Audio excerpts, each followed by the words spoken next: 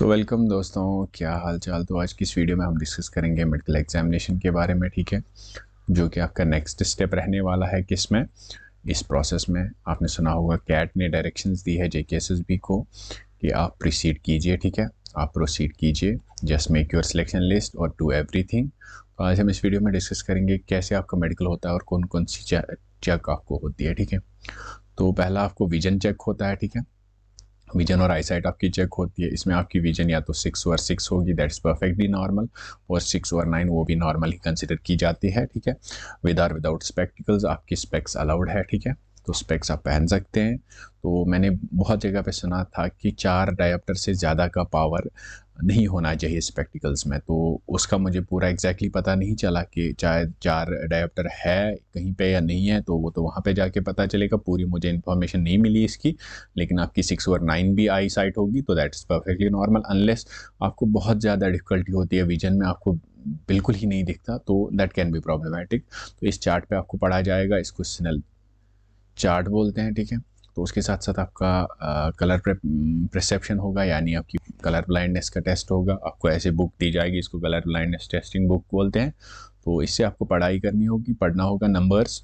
तो इस पर कुछ नंबर्स लिखे होते हैं। तो कलर ब्लाइंडनेस की भी बहुत सारी लेवल्स होती है, कौन सी लेवल एक्सेप्ट होगी वो वहाँ पे उनको पता होगा, लेकिन कलर ब्लाइंडनेस का भी टेस्ट होता है। दूसरा आपका हियरिंग और ईएनटी यानी एयर नोज एंड थ्रोट का चेकअप होता है, ठीक है। हियरिंग में आपको, ठीक है, हियरिंग में आपको देखा जाता है कि आपके दोनों ईयर इक्वली सुन सकते हैं क्या, आपको कहीं पे लाइक वैसे कि आपको कहीं पे आवाज़ मतलब नहीं सुनाई तो नहीं दे रही, यानी एक ही साइड से आवाज़ तो नहीं जा रही, ठीक है। ईयर हेल्थ आपकी ठीक है, नोज़ और थ्रोट आपकी ठीक है, ये सारी चीज़ें आपको इसमें देखी जाएगी। इसके साथ साथ आपको ईयर में ऑडियोमीट्री भी की जाती है, ठीक है। ये ऑडियोमीट्री का चार्ट है, आप किस फ्रीक्वेंसी पे सुन सकते हैं, ठीक है, वो सारी चीज़ें आपको होती है। अनलेस यू आर मतलब अगर हम बोलेंगे कि वैसे अगर आपको बहुत ज़्यादा डिफ़िकल्टी होती है हेयरिंग में, तो वो दैट कैन बी प्रॉब्लमेटिक।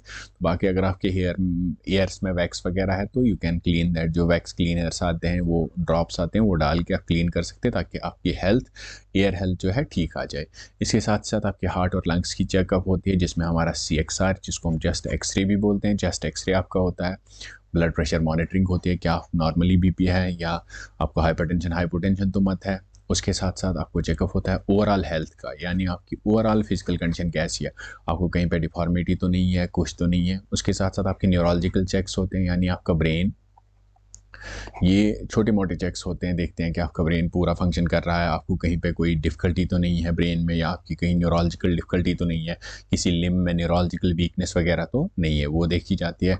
इसके साथ साथ आपको ऑर्थोपेडिक और मस्कुलोस्केलेटल, यहाँ पे लिम्ब चेक की जाती है। नॉक नीज, अगर आपको थोड़े से नॉक नीज है तो that will not be problem. अगर आपको इतनी नॉक नीज है कि आपको चला भी नहीं पा रहा, तो दैट कैन बी प्रॉब्लमेटिक, ठीक है।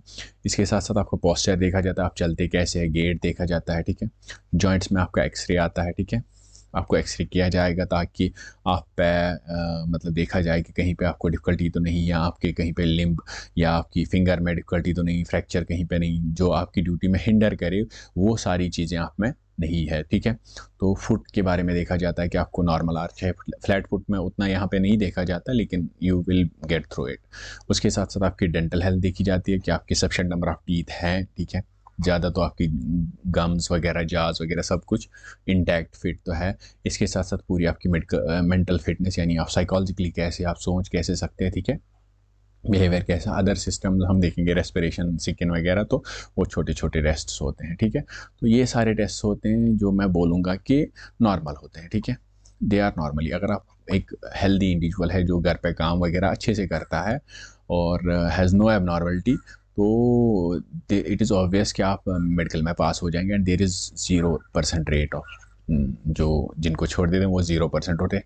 कोई ऐसा होता है जिसको पूरी पूरी एबनॉर्मलिटी होती है, लाइक जो उसकी ड्यूटी में हिंडर करे, लाइक अगर विजन में बहुत ज़्यादा प्रॉब्लम होती है, वो देख भी नहीं पाता, पूरे से देख भी नहीं पाता, तो इसीलिए उसको ड्रॉप किया जाता है। यहाँ कहीं पे आपको फ्रैक्चर ऐसा हो गया, आप चल भी नहीं पा रहे हैं, कल आपको दौड़ना है ट्रेनिंग में, ठीक है, इतना फिजिकल एक्सर्शन होता है ट्रेनिंग में, तो वो सारी चीज़ें आपको करनी है। अगर आप वो सारी चीज़ें कर पाएंगे, वो सारी चीज़ें अगर आप कर पाएंगे, और वैसी कोई कंडीशन नहीं है आपको कि आप उसमें बैठ जाएं या आपको हिंड्रेंस आ जाए, तो you will get through medical.